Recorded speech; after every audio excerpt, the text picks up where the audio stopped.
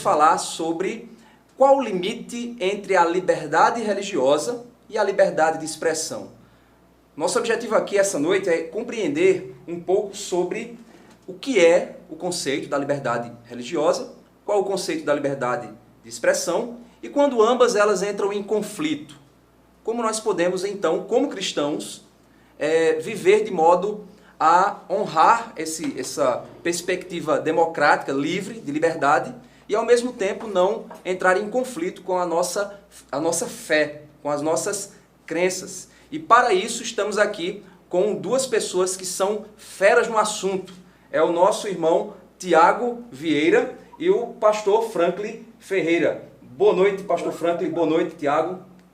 Boa noite, Lázaro. Boa noite a todos que nos escutam. É um prazer estar com vocês hoje à noite. Boa noite, Lázaro. Boa noite a todos os paraibanos, ou paraibenses. Qual é o certo? Paraibano. Todos os paraibanos, todos os nordestinos e todo o Brasil aí, que a Consciência Cristã tem audiência. Obrigado pela oportunidade de falar de temas tão importantes, tão caros para nós cristãos, que é a liberdade de expressão, a liberdade da gente evangelizar, da gente falar de Cristo em comunhão conjugada com a liberdade religiosa. Obrigado, Lázaro, por essa oportunidade, por essa ideia aí de montar essa live. Muito bom. E você que está aí nos acompanhando da sua casa, diz de onde você está. Eu sei que de todo o Brasil tem pessoas nos acompanhando, então você diz seu nome, diz de onde você está falando e também aproveita e manda a tua pergunta. Se você tem dúvidas nesse assunto, nós vamos responder dúvidas relativas a esse assunto. Então manda aqui para nós que nós vamos tentar aqui respondê-las de acordo aqui com o nosso tempo e a nossa disponibilidade. Vai ser um prazer poder contribuir com a igreja brasileira a respeito de um tema tão importante e que recentemente tivemos um caso aí entre a liberdade de expressão e a liberdade religiosa, como o caso que tivemos aí do Porta dos Fundos. Não vai ser o caso que nós vamos tratar aqui, mas é interessante, nós pensamos esse assunto exatamente para que possa lançar luz sobre esse tema que por muitos e muitos anos não foi tratado com a devida importância em nosso país. E estamos tendo, obviamente, ultimamente um avivamento nesse respeito, a respeito da liberdade de expressão e a respeito também da liberdade religiosa. E aí eu quero iniciar aqui com o nosso irmão Tiago, para que ele possa nos dar uma definição do que é liberdade religiosa e uma definição do que é liberdade de expressão. Então, certo. Eu vou tentar eliminar o máximo possível do juridiquês. Quem já me conhece aí, já conhece o nosso canal no YouTube, já conhece a nossa obra. Inclusive, se inscreva no canal, é muito bom, viu? Direito religioso.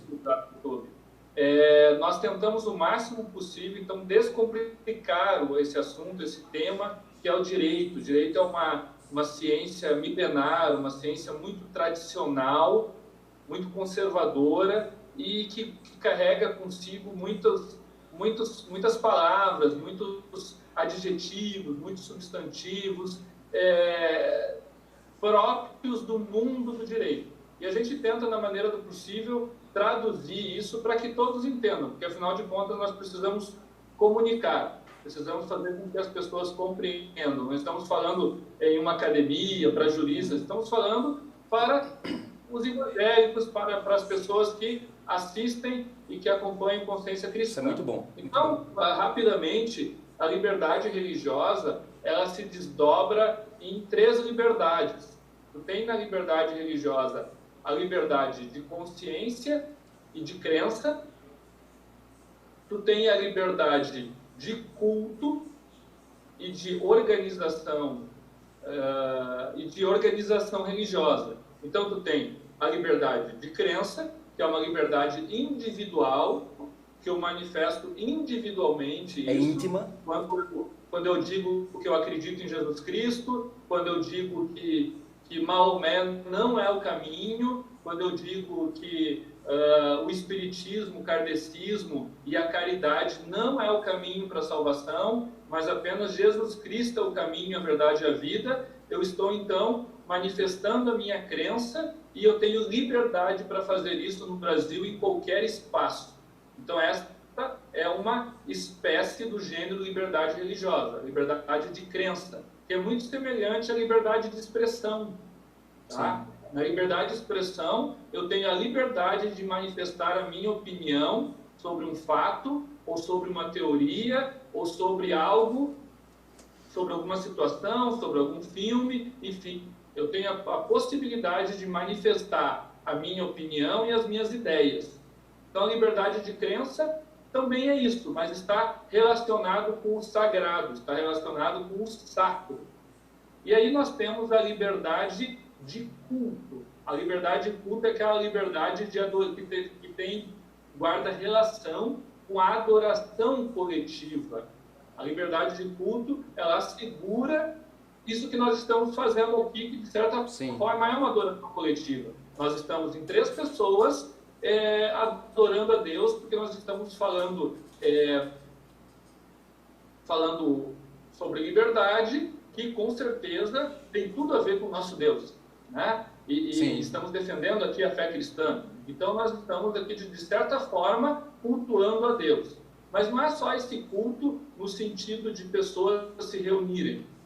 Essa é uma adoração, essa é uma liberdade. Eu também posso me reunir em uma praça, eu posso me reunir em uma escola, como aconteceu aí em Campina Grande, no início desse ano, em que existia um grupo de oração católico, em que a faculdade simplesmente disse que eles não poderiam se reunir porque o Estado era laico e a universidade era federal. Um grande absurdo, né? Porque existe a liberdade de culto. As pessoas podem se reunir, inclusive no ambiente de uma universidade, e muito mais uma universidade federal. Você quer colocar alguma coisa? Não. Né? Então, exatamente essa é a liberdade de culto.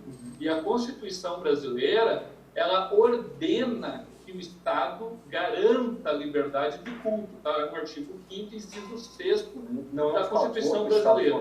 Não é um favor, é uma obrigação. E nós temos também a liberdade de organização, ou seja, a liberdade de fundarmos uma igreja, de criarmos essa igreja e dessa igreja ter o credo que a gente quiser e as regras que a gente quiser. Está no artigo 44, parágrafo 1º do Código Civil Brasileiro. É livre a criação, a organização e a estruturação interna e o funcionamento das igrejas. Então, e no artigo 19, inciso 1º da Constituição também fala isso. Então, na liberdade religiosa, Lázaro, tu tem 3 filhas. Tu tem a liberdade de crença, que está relacionada com a consciência. Tu tem a liberdade de culto e tu tem a liberdade de organização. Tá? A liberdade de expressão é uma outra liberdade. Vamos fazer o seguinte, para ajudar o pessoal a compreender, então vamos... você falou sobre a liberdade religiosa, certo? Então, pelo que eu entendi, a liberdade religiosa, o Estado ele não tem o direito de interferir no método, na forma como a minha religião se expressa, como as minhas crenças se desenham. O Estado não tem esse direito, ele deve garantir, na realidade, o meu direito à livre expressão da minha fé. Ok? Pelo que eu entendi, é isso. É isso aí. Mas até que ponto essa minha liberdade, ela me permite, o Estado ele não pode interferir? Por exemplo, imagina que eu tenho uma determinada crença, como, por exemplo, tivemos um caso aqui no Brasil, né, de uma tribo que ela praticava... ela enterrava crianças vivas, né? Determinada crença dela tinha esse caso. Então, nesse caso, o Estado, eles afirmando que isso é uma forma de culto, o Estado pode ou não interferir nesse tipo de prática? Aí vai, o limite da liberdade religiosa. Então, assim, como eu falei, a Constituição da República Federativa do Brasil é o documento mais importante. Ela ordena o Estado, o que o Estado deve fazer e como o Estado deve se organizar, certo? A Constituição é o documento inaugural do ordenamento jurídico, é o documento fundante da nação. Tanto é que a Constituição poderia mudar o nome do Brasil, como fez em 1967. O nome do Brasil era Estados Unidos do Brasil, passou a se chamar República Federativa do Brasil. Então, a Constituição ela é o documento fundante, o documento inaugural de todo um ordenamento. E ela obriga o Estado, ela estrutura o Estado, ela organiza o Estado. E nessas ordens que ela dá para o Estado, como eu disse lá no artigo 19, inciso 1º, ela ordena o Estado a não embaraçar a Igreja, a não prejudicar o trabalho e o funcionamento da Igreja. Enquanto lá no artigo 5º, inciso 6º, ela ordena a liberdade de culto e de organização. Isso prestigiado pelo Código Civil Brasileiro de 2002, no artigo 44, parágrafo 1º. A liberdade religiosa, Lázaro, ela é a liberdade matricial de todas as demais liberdades, inclusive de expressão, porque é apenas a religião e apenas a fé que pode responder às perguntas mais importantes que o ser humano tem. É a fé, é a religião, é a crença que vai responder qual o sentido da sua vida, de onde você veio, para onde você vai, por que você está aqui.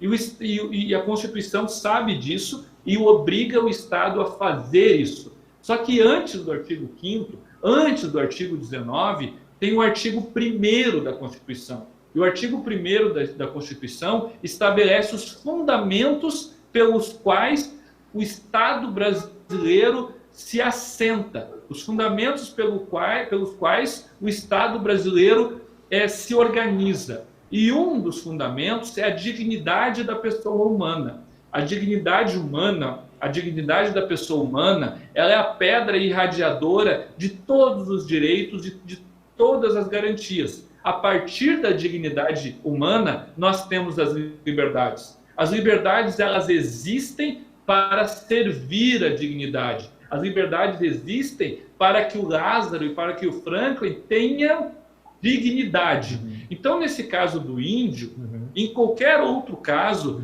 qualquer norma estatutária ou qualquer norma litúrgica, qualquer norma de ortopraxia ou qualquer ortodoxia que de alguma forma atente objetivamente, não subjetivamente, sem fazer juízo de valor. No caso que ele citou, então, é objetivo. Se objetivamente ataca a dignidade, essa norma, essa conduta, ela é inválida.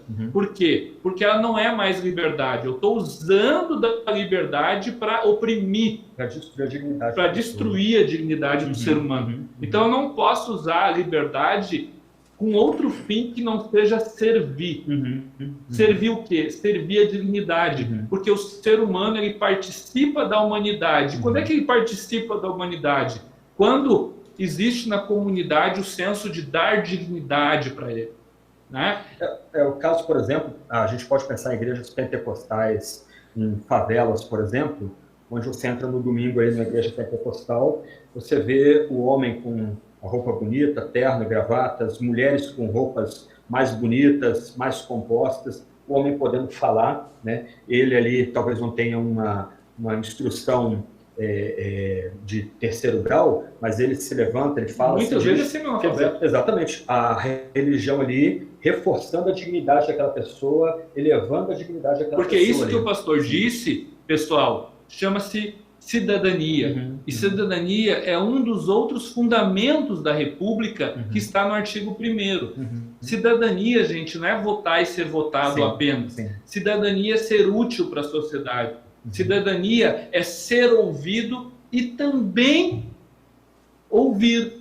Então, cidadania é quando você fala, é quando você lidera, é quando você exerce influência e é influenciado. E quem mais promove isso no Brasil? É a igreja, como o pastor disse. Uma pessoa, às vezes, que não sabe ler nem escrever, ela tem espaço numa igreja. Então, a liberdade, ela promove a dignidade. Mas se a liberdade está promovendo qualquer coisa que não seja dignidade, como no caso citado, objetivamente, ela tem que ser rechaçada. Então, significa dizer que, por exemplo, nós temos os artigos da Constituição e a dignidade humana acaba sendo aquilo que deve ser preservado por todos os pensamentos, credos e tudo aquilo que o nosso Estado ele garante isso, garante que a dignidade humana seja preservada, mesmo que a liberdade religiosa ela exista, mas ela não pode ferir a dignidade humana. Você pensa assim, né? para a gente tentar separar bem, para o pessoal entender bem. Quando eu falo Estado, a gente está falando das estruturas de poder. Sim. Né? A Constituição está acima das estruturas de poder. Né? Ela estrutura o próprio poder. É a Constituição que diz que vai ter 3 poderes. Sim. Né? Ela podia dizer que teria 5. Né? Ela poderia dizer que o Brasil é uma monarquia. Ela define as coisas. E o norte da Constituição, da onde a Constituição parte e para onde a Constituição quer chegar. Você sabe, Lázaro? Está lá no preâmbulo. Sim. Proteção de Deus. Então, o espírito que percorre o texto constitucional é o Deus judaico-cristão. E o primeiro artigo da Constituição tem como fundamento a dignidade da pessoa humana. E o que é dignidade da pessoa humana? Né? Às vezes a pessoa pode falar pessoa humana é um pleonasmo, né? Se a pessoa pode ser humana. Não é verdade, porque existe a pessoa divina.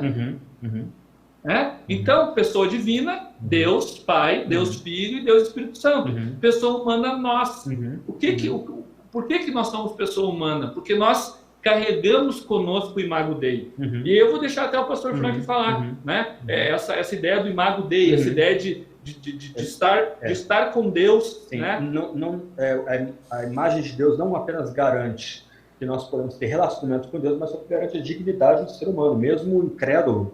Mesmo um homem como Adolf Eichmann, né, que foi preso aqui pela Mossad na Argentina na década de 60, ele, porque, mesmo sendo uma pessoa infame, responsável pela morte de talvez 1,5 milhão de judeus, ele, pelos próprios judeus entenderem que ele foi criado à imagem de Deus, ele é levado para um julgamento. Ele não é executado na beira do mato aqui na Argentina. Ele é levado para Israel para ser julgado em Jerusalém, para dar conta dos seus atos, para ele poder se defender. Por quê? Porque entende-se que mesmo uma pessoa com alma pervertida, mesmo um incrédulo, ele tem dignidade porque ele foi criado. Ele carrega consigo, né? Adão foi criado por Deus. Sim. E a partir de Adão nós herdamos isso de Adão. Além de herdarmos o pecado, nós herdamos o fato de ter sido uma questão que criado pelo próprio Deus. Eu levantaria para você, nesse bate-papo, se, tirando o preâmbulo da Constituição, aliás, vou colocar de outra forma, será que, acho que todos que acompanham o noticiário político, né, Lava Jato, etc., a gente fica meio chocado com as idas e vindas, as formas de interpretar a lei. Será que essas múltiplas interpretações da lei, olhando por um lado do leigo, né, será que isso não se dá porque a Constituição está sendo interpretada sem levar em conta o preâmbulo dela? Eu vejo, eu concordo contigo totalmente. Né? Existe até um movimento jurídico que diz que o preâmbulo não tem força normativa, que o preâmbulo não tem valor, que o preâmbulo nem integra o texto, seria um enfeite. O que não é verdade.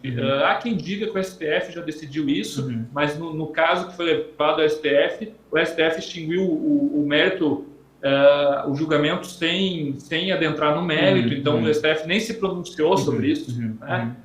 Mas o fato é que você tira o preâmbulo da Constituição, então, e você vai perceber do início ao fim os valores judaico-cristãos ali. Você vai perceber isso nos fundamentos da República. Quais são os fundamentos? Dignidade humana. Dignidade humana foi inventada pelos cristãos. Agora, Tiago, tudo bem, eu estou entendendo que, pegando aí o gancho da pergunta do pastor Franklin, então eu entendo que a dignidade humana é uma questão hermenêutica. Por quê?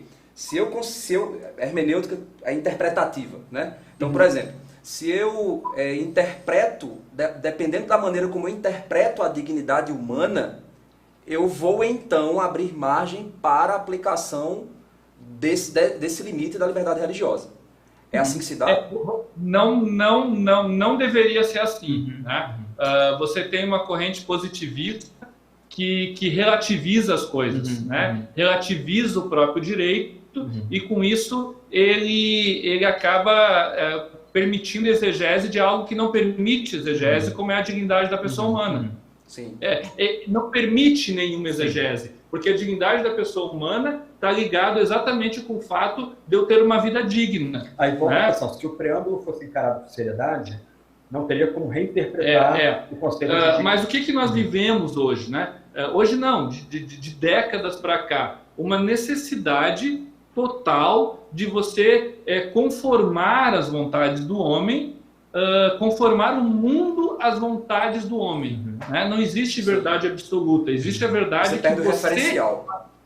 Né? Que você quer crer. Né? Quando você começa a buscar as suas ambições, fazer com que o mundo se conforme a você, e no fim das contas você não vai conseguir, você entra em depressão, ou então você se deixa manipular pelos formadores de opinião, pela massa, por uma ideologia, né?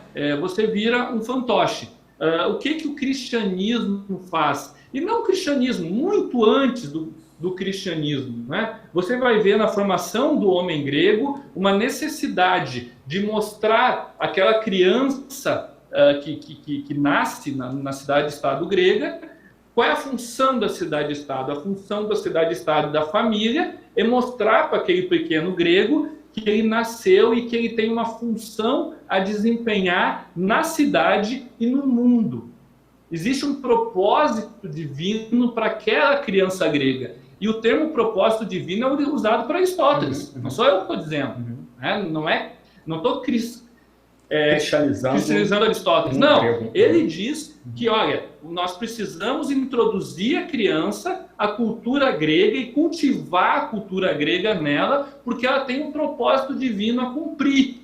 Ela não está aqui à toa e para viver pelo umbigo dela. Aí você vai ver, lá em Efésios 6:4, quando Paulo diz que nós não devemos irritar nossos filhos, porém antes devemos cuidar ele no conselho do Senhor. Se a gente for para o grego original, lá está escrito paideia tou kyrios, que é paideia do Senhor. Paideia trazendo toda o conceito, o arcabouço grego de formação. Ou seja, nós precisamos formar a pessoa, formar o cristão de forma integral, cultivar ele nessa cultura. E qual é a cultura? A cultura bíblica, a cultura de Jesus, a cultura das Sagradas Escrituras. E aí nós temos duas vozes de autoridade, Lázaro. Nós temos a voz de autoridade que é a Bíblia Sagrada e nós temos a voz de autoridade também da igreja.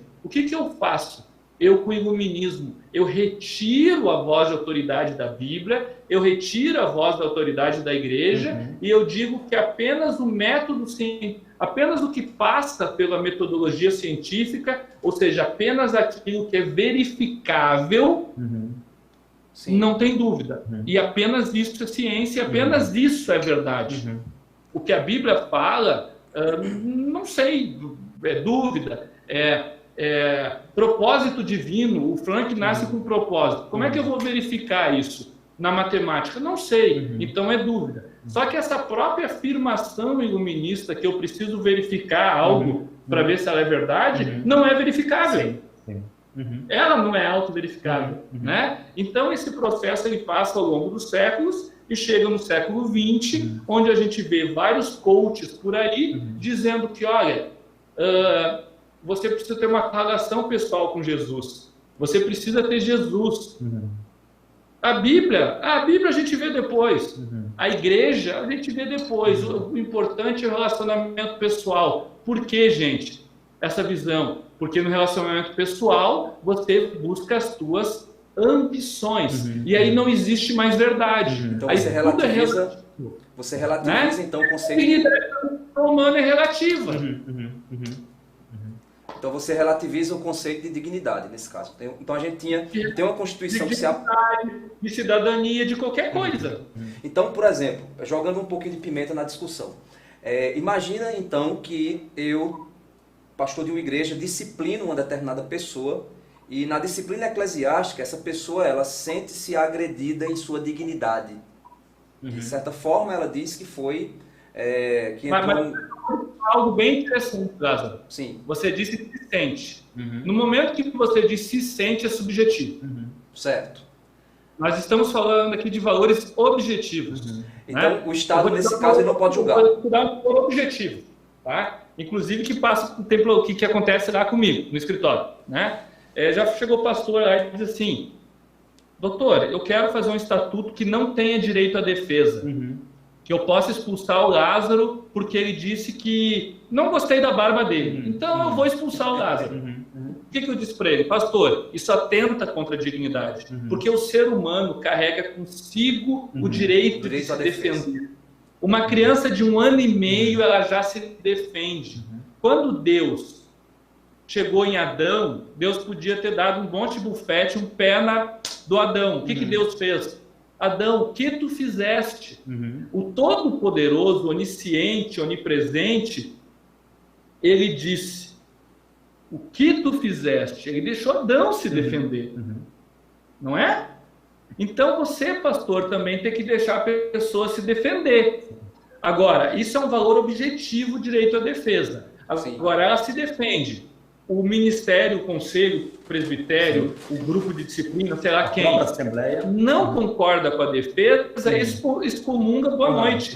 Nenhum tribunal vai reverter isso, não vai ter dano moral, não vai ter nada. Eu posso colocar no meu estatuto, tirar esse direito à defesa da pessoa no meu estatuto? Não pode, porque é isso que eu estou falando. Porque objetivamente é um direito natural meu me defender. Então, nesse caso, eu estou ofendendo a dignidade da pessoa humana. Nesse caso, então, o meu estatuto ele precisa ser validado pelo governo. Não é isso. Assim, ó. Só pensando em termos bíblicos aqui, por exemplo, como é que Jesus preceitua a disciplina? Ele, em algum momento, em Mateus 18, ele oferece a possibilidade da pessoa se defender. Da pessoa se defender e ser corrigida no processo, o processo é abortivo. Então você tem ali, vai a ela e tenta ganhá-la, e você exorta aquela pessoa, você exortou ela e ganhou aquela pessoa, o problema se encerra ali. E muitas vezes na igreja local a gente não atenta para isso, a gente vai logo para os finalmente, dá para a parte final da disciplina. Então, assim, ó, não é que o governo não tem que validar nada. Sim. Tá? Tanto é que o artigo 44, parágrafo 1º do Código Civil Brasileiro, diz que o estatuto da igreja ele é reconhecido. E diz assim, ó, é vedado negar o reconhecimento de um estatuto de igreja. Vedado é muito forte, né? Mas o limite que a igreja tem é a dignidade da pessoa humana. O que é a dignidade da pessoa humana? Os direitos fundamentais do ser humano. O que caracteriza você, um humano? O que te diferencia de um animal? Esses direitos fundamentais estão na Declaração Universal do Direito do Homem. Então, pronto, chegou exatamente onde eu pensei, exatamente na pergunta. Nesse caso, então, se eu tenho um estatuto que fere a dignidade humana, e eu peguei esse estatuto, coloquei na minha igreja, ele está funcionando. Se alguém, ela foi disciplinada e essa pessoa percebeu que não teve direito à defesa, ela pode muito bem entrar com um processo contra o estatuto da minha igreja. Pode, porque aí o Estado vai intervir por uma obrigação constitucional, porque a Constituição manda o Estado intervir. Olha, quando existe um direito humano fundamental que está sendo ferido, você tem que intervir com a força. Então, o pastor, quando vai fazer o estatuto, ele tem que ter a previsão do direito à defesa, porque a defesa é um direito natural. Como é que pode ser essa previsão? Não precisa ser como está na Bíblia. Estou falando como jurista, não como teólogo. Né? Diz assim, ó, olha, é o seguinte, nós vamos abrir uma comissão e você vai ter 10 dias para falar.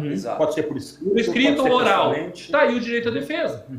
Entendeu? Outra coisa também, gente, que é muito interessante, é o som, né? Aí tem uma igreja lá que o pessoal gosta de ou orar alto, ou cantar alto, tem uma bateria muito forte, né? E aí é a igreja fechada pelo município. Estão perseguindo a minha igreja. Nós temos um direito natural aí, um direito fundamental, né? Qual seja o direito de propriedade dos vizinhos. Quando você não deixa um vizinho gozar da sua propriedade, usufruir a sua propriedade para descansar, porque você está gritando no lado, né? Você está ofendendo a dignidade da pessoa humana dele, porque o direito à propriedade não furtará, inclusive está nos 10 mandamentos, né? É um direito natural dele, é um direito conectado com a dignidade dele. Então eu não posso fazer griteiro mesmo. Por quê? A minha liberdade está sendo usada não como liberdade, mas como instrumento de opressão de uma outra pessoa. Né? Eu quero ter uma igreja e fazer bastante barulho, faço isolamento acústico. Sim. Simples assim. Sim. Né? Então, você vê, as coisas são objetivas, não é sentimento. Sim. Se é sentimento, aí caiu. Sim. É objetivo. Ótimo. Muito bom. Então, se você observar, a gente terminou aqui a primeira parte da nossa discussão, que foi em relação à liberdade religiosa. A gente vai entrar agora para a liberdade de expressão. Então, é um tema, gente, muito complexo. É um tema, assim, complexo em números de exemplos que a gente pode trazer aqui, né? São diversos exemplos, mas se você parar para observar, né, só fazendo aqui um resumo, e aí os pastores me dizem aí, o pastor e o irmão me dizem se realmente é realmente isso que fecha, né, o raciocínio. Então, se você parar para observar, existem dois, o direito à liberdade religiosa, mas o direito à dignidade humana. Então, no momento em que a liberdade religiosa fere a dignidade humana, automaticamente a Constituição ela já veta, ela já dá limite a essa liberdade religiosa. Né? Então, isso é mais ou menos aí, não é, Tiago? É isso aí. Hierarquicamente, a dignidade da pessoa humana é maior do que a liberdade religiosa. A gente podia usar uma outra expressão, que eu acho que daí ficaria mais correto tecnicamente. Não é que a dignidade é maior, não é isso. A liberdade, ela existe para servir a dignidade. Ela permeia todas as... A pessoa é digna. Ela é digna porque ela tem liberdade. Entendeu? Então, no momento que você está usando uma liberdade para ofender alguém, ela não é liberdade, ela é outra coisa. Sim. Né? Qual o direito de ir e vir, né? Por que a escravidão é tão absurda? Porque a escravidão acaba com o direito de ir e vir, acaba com o direito de organização, de reunião, liberdade de reunião, liberdade de ir e vir, muitas vezes liberdade de crença, e a própria vida. Né? Então, tudo serve à dignidade. Eu acho que assim fica mais claro, né? Sim, se você perpetra, agora eu falei juridiquês, mas se você tem um ato, uma atitude na sua liberdade, né? De fazer algo, e você faz e fere outra pessoa, isso é ilegal. Por exemplo, se eu pegar uma arma e der um tiro em alguém, eu tenho liberdade de fazer o que eu quero. Você não pode matar outra pessoa, então você usou a tua liberdade para atingir outra pessoa, ferir outra pessoa. Isso não é um ato condizente com a dignidade. Ótimo. Então eu quero aqui mandar um abraço aqui para a Dina Mara, que está em Natal, Rio Grande do Norte.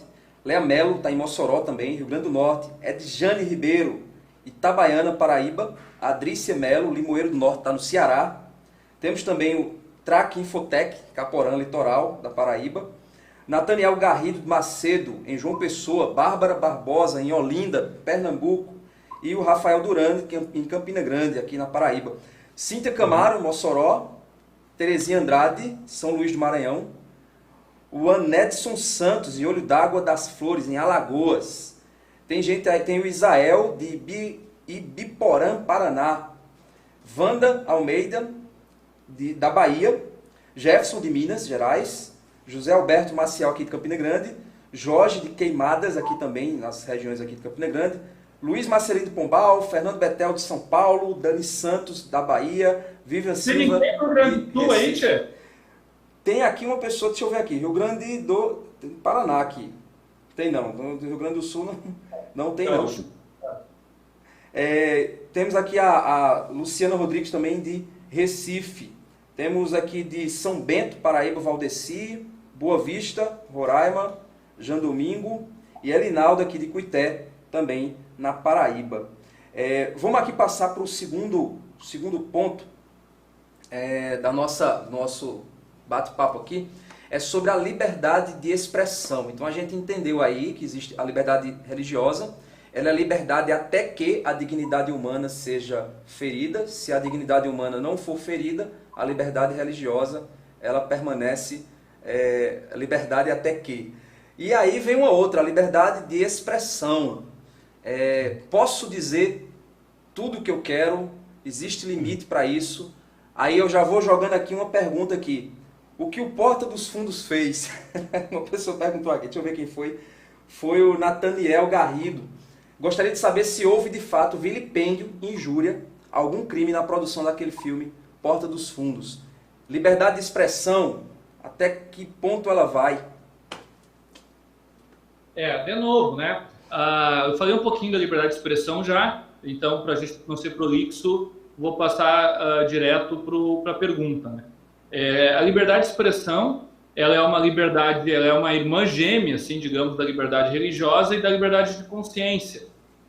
A liberdade de expressão a liberdade de consciência é interna. A liberdade de expressão, então, é a possibilidade de externar aquilo que você crê, aquilo que você acredita, que pode ser também uma ideologia, uma filosofia, né? A possibilidade de você dar opinião, de você ensinar. Então, a liberdade de expressão vai ter abaixo dela a liberdade de opinião, a liberdade acadêmica, a liberdade de imprensa e tantas outras liberdades. A liberdade de expressão é fundamental em um Estado de Direito que tenha como fundamento a dignidade humana. Então, nós precisamos ter liberdade de expressão. Ela é tão importante quanto a liberdade religiosa. Eu apenas acho que a liberdade religiosa é mais importante, ela é uma liberdade matricial, a de expressão é decorrente dela, e não sou só eu que sou um Zé Ninguém que acho isso, né? Você vai, por exemplo, ver Javier Hervada, que é um grande doutrinador espanhol, um grande justo filósofo espanhol, que fala isso no livro dele, né? Direito Natural. Ele coloca bem claro que a liberdade religiosa, ele afirma isso, ela é a maior de todas as liberdades. Pelo simples fato que a liberdade religiosa permite que você exerça a sua vida a pleno e responda e dê sentido à sua vida. E a partir da liberdade religiosa você vai ter cidadania, você vai ter uma vida com sentido, então você vai comprar, você vai vender, você vai ter liberdade econômica, você vai ter o ir e vir, enfim, todas as outras, né? Se você não tem sentido à vida, você fica dentro de um banheiro fechado, deprimido e te suicida, né? Mas a liberdade de expressão ela é muito importante, sim. E eu não gosto de fazer esses confrontos de liberdade, porque a gente sempre vai sair perdendo. Tem um lógico inglês fantástico, pelo menos quando ele escreve de lógica, né? Porque quando ele vai escrever de filosofia ele é um pouco utilitarista, que é o John Stuart Mill. John Stuart Mill diz que aos males da liberdade você dê mais liberdade. Né? Então, eu tenho muito problema quando você vai querer confrontar a liberdade. Então, o que eu faço? Eu coloco a dignidade na mesa. Né? Bom, se a liberdade de expressão está prejudicando a dignidade, ela tem que ser rechaçada. E eu acho que foi o que aconteceu no Porta dos Fundos. Tá? Existem muitas explicações que a gente pode dar sobre a Porta dos Fundos, até explicações políticas. Né? Hoje nós temos um governo de direita, nós temos o governo do dia é cristão, nós temos... ou pelo menos identificado, né?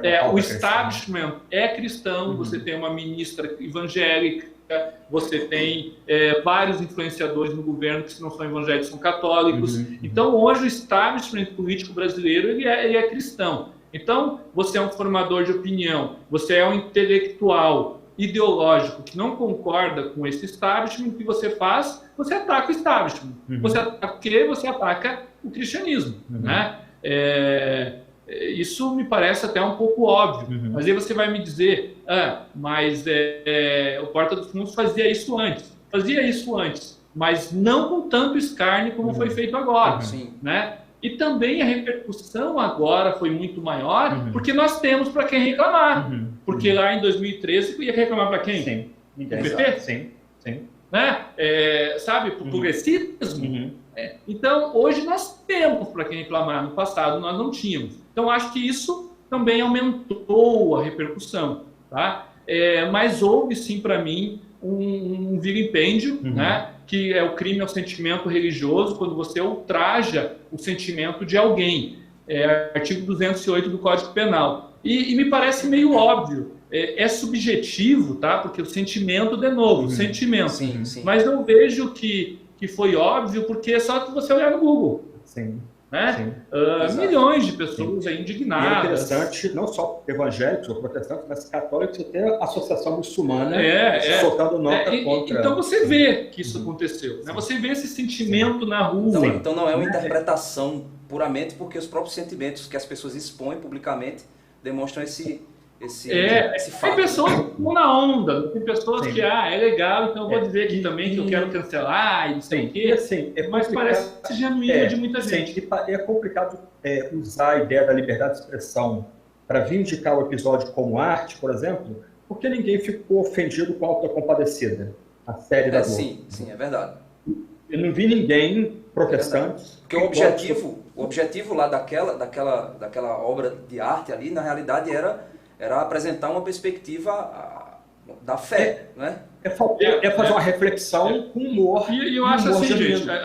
E assim, o ponto aqui, desculpa aqui o Thiago, mas assim, o ponto aqui esse tipo de situação que a gente vive agora até permite que a gente até pense também o que é arte de fato.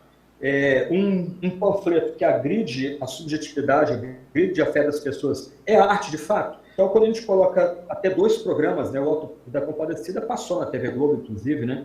Então, e hoje está uma pegada anti-Globo também, sobretudo em setores cristãos, mas ninguém... Porque uns não ficaram, as mesmas pessoas que hoje protestam, não ficaram ofendidas com a Auto da Compadecida, ficaram ofendidos com esse programa agora. E isso tem que levar a gente a refletir. Quem quer produzir arte tem que refletir também nesse episódio.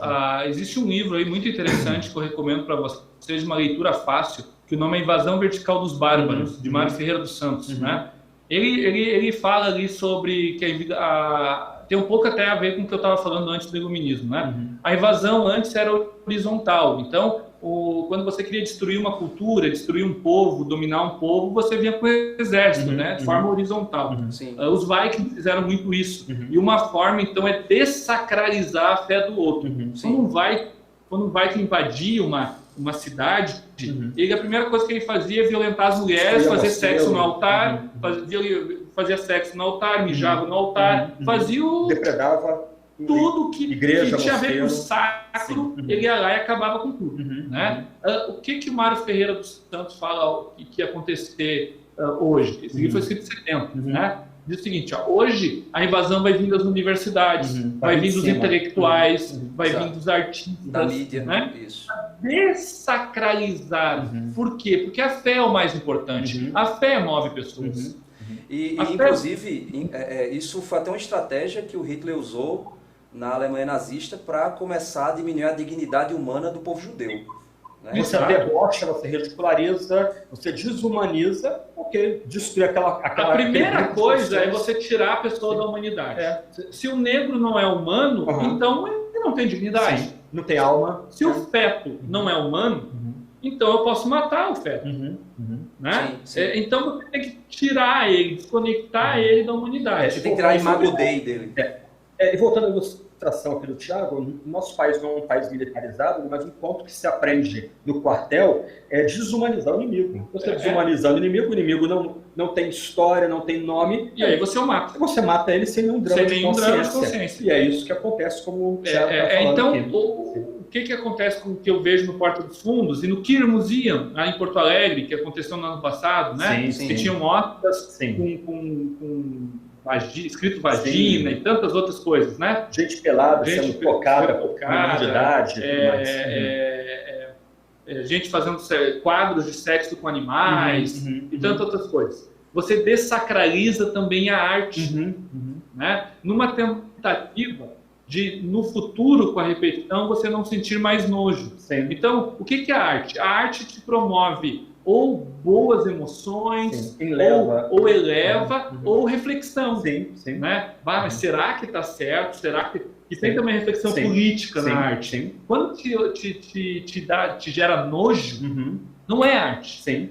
A arte nunca vai gerar nojo, porque a arte mexe nos sentidos. Né? E mexe nos sentidos ou para você refletir ou para elevar a tua alma. Tá?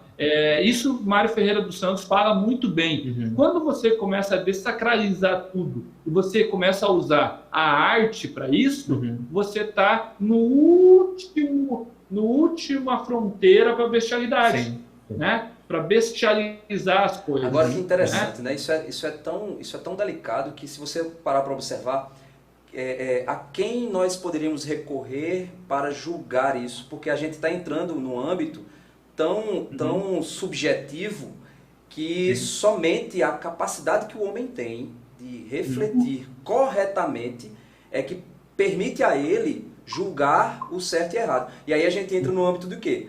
De como essas esferas da vida estão sendo doutrinadas. Estão sendo doutrinadas por valores cristãos, né, que exaltam a liberdade, a dignidade humana, ou estão sendo doutrinadas por valores ateístas, né, secularizados, né, que se fecham em si mesmos, né, que se relativizam. Então, é o positivismo, né? Foi o que você falou lá. Mas qual é a exegese da dignidade humana? Não existe exegese disso. Né? Isso é um valor objetivo.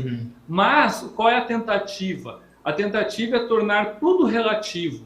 E essa é a escola positivista, né? É a escola progressista. Você relativiza o mundo, você relativiza as coisas. Não existe valor, não existe verdade absoluta, existe dúvida. Quando você coloca a dúvida como protagonista da história humana, aí, o grupo, que é o grupo que põe a dúvida, diz o que é certo e errado. Entendeu? Aí nesse caso, Tiago, eu queria até lançar para o Franklin a ideia, nesse caso, pastor Franklin, nós como cristãos, como é que a gente pode agir diante disso, diante desse quadro? A pergunta é boa, porque assim, foi interessante que eu sou presidente da Coalizão pelo Evangelho, e nós publicamos alguns textos aí durante a semana ligados a esse tema, e acabou que alguns textos foram reverberados aí nos meios de comunicação, a Folha de São Paulo, Estadão, Veja, isto é, referenciando os textos que publicamos, né? Então, eu vou usar isso como um exemplo aqui do ponto. Eu acho que a cabeça do evangélico no Brasil ela ainda é muito autoritária, nós pensamos de forma autoritária, até mesmo nessas questões que o Tiago tem levantado aqui, ligadas à cultura, direito, filosofia, arte. Então, a ideia é mais ou menos o seguinte, minha posição pessoal é boicotar a Netflix, eu vou cancelar minha assinatura na Netflix, mas todos têm que fazer a mesma coisa. E quem não boicotar a Netflix, quem não cancelar a Netflix, está errado. Do outro lado, outros vão dizer, vocês estão dando muito valor ao episódio de Porta dos Fundos, vocês, ao fazer uma campanha de boicote a Porta dos Fundos, vocês estão dando marketing gratuito, marketing reverso, marketing gratuito para eles, vocês estão errados, vocês não deviam nem assistir e nem comentar, nem publicar nada. E aí fica essa guerrinha, alguns evangélicos, alguns cristãos se achando superiores aos outros, ou porque boicotaram o episódio, ou porque acham que não deve boicotar o episódio. Eu entendo que essa é uma matéria de fórum íntimo, e o cristão, diante de Deus, ele tem que tomar suas decisões, e se ele entende que ele tem que cancelar a Porta dos Fundos, ele cancela a Porta dos Fundos, e se ele entende que ele tem que assinar uma petição contra a Porta dos Fundos, requerendo aí que a Netflix, né, melhor dizendo, retire o episódio do ar, que ele faça isso. Do outro lado, para quem não se sente ofendido, ou é indiferente ao debate, que ele respeite a posição alheia e outros caminhos, né? O Tiago pode até falar com mais propriedade do que eu. Outro caminho é a judicialização, apelar aos justos princípios da nossa Constituição e querer provocar as autoridades, provocar o judiciário a entrar na situação, a tomar o pulso da situação e partir para uma definição, né? Agora, do outro lado, voltando à posição do Tiago, a gente tem que entender a regra do jogo. Pelo menos o principal líder do Porta dos Fundos é conectado com a extrema esquerda, ele está fazendo o papel dele. O papel dele é chincalhar e debochar e reinterpretar a fé cristã e, como o Tiago colocou aqui, de certa forma, retirar a dignidade da nossa fé, da nossa postura. E aí, nas próximas eleições, a gente tem que lembrar disso também, que há algo na esquerda, que é basicamente imanentista, né, que ela vê a fé cristã como rival, né? Durante algum tempo, no Ocidente, ela escamoteou essa repulsa que ela tem pela fé cristã. Mas para quem conhece um pouco da história da esquerda, da extrema esquerda, voltando à Revolução Francesa, né, quem foram os primeiros mortos da Praça da Concórdia? Padres. Porque para o revolucionário, a fé cristã era opressora, era inimiga do povo, era alienante, então a fé cristã tem que ser repudiada, né? A Notre Dame virou o templo da razão. Quando a Revolução Comunista na União Soviética, na Rússia, né, em 1917, a fé cristã, a fé ortodoxa vai ser barbaramente perseguida. Só na Segunda Guerra Mundial a fé ortodoxa é instalada, né, reavaliada como uma aliada do Estado, né, um tipo de cimento, argamassa para ajudar os soviéticos no combate contra o nacionalsocialismo. Então, a fé cristã lida com a esquerda nessa ambiguidade. A esquerda, uma hora, quer se servir da fé cristã, outra hora ela ataca a fé cristã, porque no final ela tem uma relação utilitarista com a fé cristã, mas também uma relação de desprezo pela fé cristã. Então, o crente tem que estar esperto, né? Vai ter eleições no ano que vem, eleições de 2022, não é questão de politizar o debate, não. Nós somos seres políticos, a gente está inserido no debate político, a gente tem que discernir os tempos. O que a Porta dos Fundos nos brindou agora é um vislumbre do que a esquerda tem feito com a fé cristã, sobretudo no século XX, mas mesmo antes do século XX, uma atitude de desprezo, de combate contra o cristianismo, porque para a esquerda o que é transcendente é o Estado. E nada pode ser colocado como rival do Estado. Então, quando se crê em Deus como soberano, como rei, como onipotente, ok, crê-se então que há um ente que é superior ao Estado, um ente que regula e controla o Estado, que é o próprio Deus. Então, a esquerda não tolera isso, né? Então, acaba que esse episódio revela isso para a gente. Mas só para fechar aqui, eu entendo que nós cristãos temos que começar a caminhar para uma maturidade de respeitar as posições do outro nesse campo, né? Quem quer cancelar a Netflix, que o faça de boa mente, em paz. Quem não quer se envolver, quer dar desprezo para o episódio, que faça, mas que haja respeito mútuo aí, que não haja uma postura de um achar que é melhor do que o outro, é mais crente ou superior do que o outro que está fazendo isso, né? Cada um faça para a glória de Deus aquilo que lhe compete, né? Que deixar essa pessoa aí, no final em paz com Deus, né? Irmãos, estamos aqui nos aproximando do fim. O tema aqui é um tema muito bom, é um tema que daria para a gente conversar aqui muito tempo, mas infelizmente muitas perguntas aqui foram feitas, algumas a gente conseguiu trazer aqui, outras foi aqui na própria discussão que a gente foi conduzindo, exatamente para poder aprender com os irmãos aqui, que são pessoas que têm entregue sua vida aí para refletir nesse assunto e têm contribuído muito com a igreja brasileira nesse sentido.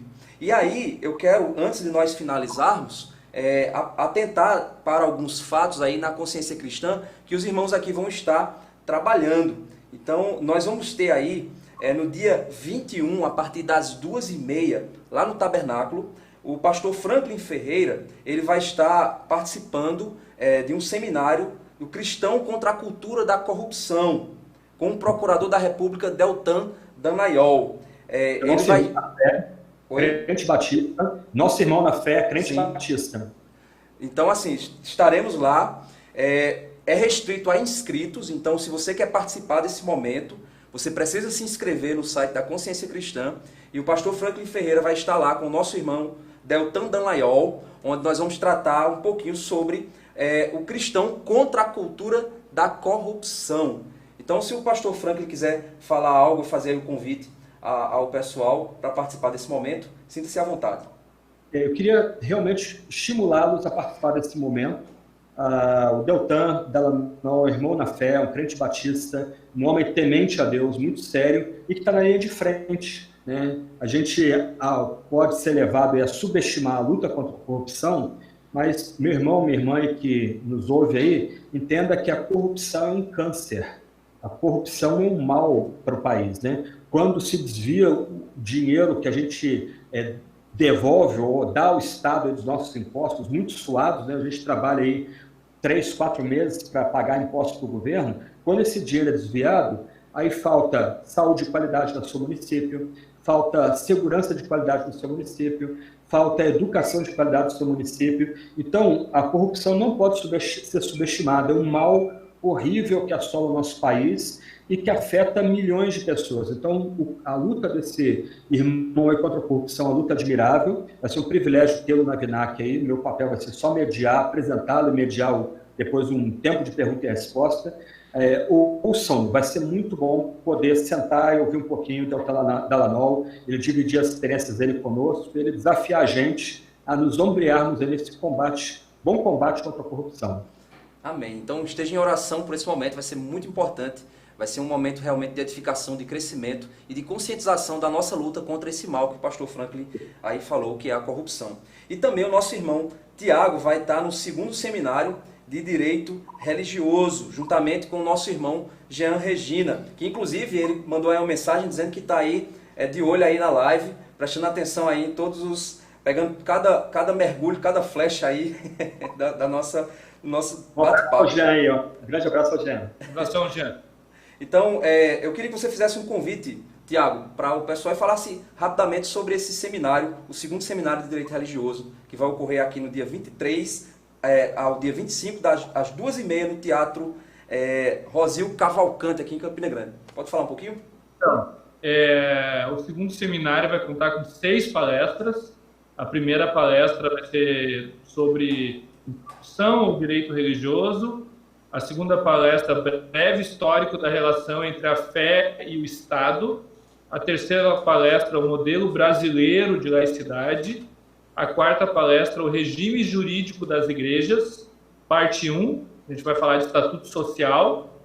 E a parte 2, o regime jurídico das igrejas, vamos falar de alvará e responsabilidade civil. Olha aí, que legal. Alvará de localização, alvará de bombeiros, CNPJ, escrituração contábil fiscal, digital. E a última palestra, imunidade e impostos. A igreja deve pagar, sim ou não? Então essas são as 6 palestras e nós vamos ter a oportunidade aí de junto com vocês, estar aprendendo, falando de direito religioso. A obra também vai estar sendo lançada, a 3ª edição da obra na Consciência Cristã. Vai ser um momento muito bacana. De Meco, né? A obra do Tiago, do Jean, uma obra inédita aqui no Brasil, cobrindo essas várias questões que ele está tratando aqui nesse bate-papo, mas aprofundando, né, o tipo de livro que o pastor tem que ter no gabinete dele para usar constantemente. Aí abre o livro ali para ver como se posiciona com esses debates aí que a gente está enfrentando no nosso meio. Né? No caso, é a 2ª edição, não é isso, Tiago?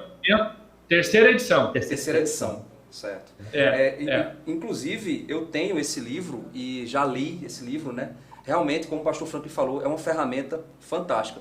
E se você não tem ainda acesso ao livro, mas o nosso irmão Tiago e o Jean, eles têm um canal no YouTube, que é o canal Direito Religioso. Eu, como pastor, tenho crescido muito e tenho tirado muitas dúvidas usando o canal dos nossos irmãos. Então, eles têm trabalhado, eles têm disseminado a ideia do direito religioso, a ideia de que nós precisamos nos proteger, nós precisamos caminhar segundo a luz, né, segundo a palavra de Deus e também segundo as leis que nos são impostas, né, como nós somos um povo democrático, um povo que respeita, né, a posição do Estado. E amanhã tem vídeo novo, às 10 da manhã tem o último vídeo do ano. Olha aí, que legal. E também temos um painel escatológico no sábado, dia 22, às 2h30, visões sobre o milênio, com a participação do pastor Franklin Ferreira, Jorge Noda, Antônio Neto e Gaspar de Souza. Então, irmãos, vai ser um painel fantástico. Eu queria que o pastor falasse um pouquinho sobre esse painel e fizesse esse convite. Nós vamos tratar um pouquinho da questão do milênio e debater aí as diversas formas de interpretar essa noção importante que vem lá do livro de Apocalipse, né? Pré-milenismo, pós-milenismo, amilenismo, dispensacionalismo, pré-tribulacionismo, pós-tribulacionismo. Vai ser um bate-papo bem interessante. Com alguns amigos, todos esses aí são amigos, nós já nos conhecemos há bastante tempo, então venha para um bate-papo bem bacana aí sobre essa questão aí que divide os cristãos protestantes. Que legal. E por fim, eu queria que o pastor Franklin falasse um pouquinho sobre o minicurso que ele vai ministrar na Consciência Cristã do dia 23 ao dia 25, pela manhã, na parte da manhã. Um minicurso sobre escatologia bíblica. O senhor pode falar um pouquinho, fazer o convite ao pessoal? Nós vamos tratar aí de alguns temas que às vezes são eclipsados pelo debate do milênio que a gente vai ter aí na VINAC, né? E são temas que eu julgo que são até mais importantes do que o debate quanto ao milênio. Morte. Qual a origem da morte? Por que a morte entrou na criação? Qual é a cura para a morte? Então vamos tratar um pouco aí da ressurreição, estado intermediário, céu, inferno, visão beatífica. Então vamos tratar alguns temas muito bacanas, muito saudáveis para a igreja e que são, algumas vezes, negligenciados pela gente. A gente geralmente só pensa nesses essas doutrinas, a gente perde um ente querido, a gente é abalado pela morte de um colega, mas são temas que são importantíssimos para guiar a nossa fé como cristãos. Exatamente. O tema da nossa consciência cristã, o retorno do rei, ele vai tratar exatamente disso. É para você refletir sobre quais as motivações que te levam a viver uma vida santa. Às vezes a gente pensa, né, a própria palavra de Deus diz que nós somos os mais miseráveis de todos os homens se esperarmos somente em Cristo nesta vida, né? Então nós precisamos olhar para a escatologia bíblica com um olhar diferenciado. E a consciência cristã esse ano vai estar trazendo esse minicurso que vai nos abrir os olhos a esse respeito, assim como todas as outras palestras, porque vão estar focalizando o tema, o retorno do rei. E para nós fecharmos, né, eu quero aqui agradecer ao pastor Franklin e ao nosso irmão Tiago. Foi uma honra para mim poder ter esse bate-papo com vocês. Se fosse possível, ficaria aqui horas e horas e horas e horas. Vocês, para a glória de Deus, são enciclopédias no assunto. Então, que Deus continue fortalecendo, abençoando, que vocês possam continuar servindo a igreja brasileira, pois nós precisamos cada vez mais de pessoas que se debrucem sobre esse assunto e que tenham essa disponibilidade que vocês tiveram aqui de poder nos fornecer esse material tão rico. Eu queria que vocês dessem aí um recado aí para os irmãos e que pudessem se despedir aí e fazer o convite. Eu queria só agradecer aí a sua ajuda aí, Lázaro. Obrigado pela mediação do bate-papo. Mandar um abraço para o pastor Helder, é um grande amigo. Mandar um abraço para o Jean Regina, também outro amigo nosso que está assistindo a gente. E saudar os irmãos no nome de Cristo, desejar um bom Natal para todos que nos ouvem, um bom ano novo, que Deus abençoe cada um de vocês e que a gente possa se encontrar na Vinac ano que vem, com a graça de Deus. Que bênção. Eu também agradeço a oportunidade, agradeço a mediação aí tua, pastor Lázaro. Eu quero mandar um grande abraço para o pastor Helder, por essa força que ele tem, pelo desempenho dele, pela coragem dele de criar essa consciência cristã, lá naquele momento que fez isso para rechaçar um movimento que estava entrando na cidade e continua com a consciência cristã para promover conscientização e de novo, né, tem tudo a ver com paideia, touquilhos, né, com formação, isso é muito importante. Quero também mandar um abraço aí para o Jean, meu irmão, que está lá em Porto Alegre, para o Rafael Duran, que está aí e que é membro do IBDR, que está aí nos vendo também, que mandou mensagem, para a Bárbara, para todo mundo aí. Muito obrigado. Amém. Obrigado também. Deus abençoe. Deus abençoe. Amém. Tenha uma boa noite. Irmãos, agradecemos a participação de você que ficou aí pacientemente nos ouvindo e que você que infelizmente a gente não conseguiu responder todas as perguntas, mas imagino, né, em Cristo que nós conseguimos aí gerar um material que edificou a sua vida, que te ajudou aí a crescer espiritualmente, a desenvolver, e tem muito mais na consciência cristã. Então, fica atento aí, se inscreve, participa, vem aqui para o evento, ore por nós, apoie esse projeto. Já é a 22ª Consciência Cristã, onde estamos trabalhando para a glória de Deus e para alimentar o povo de Deus com uma boa teologia, um bom conteúdo que vai fazer o nosso país e nossa igreja brasileira andar aí para frente a passos largos, se Deus assim nos permitir. Então, obrigado pela sua participação, Deus te abençoe e até a próxima, se Deus quiser.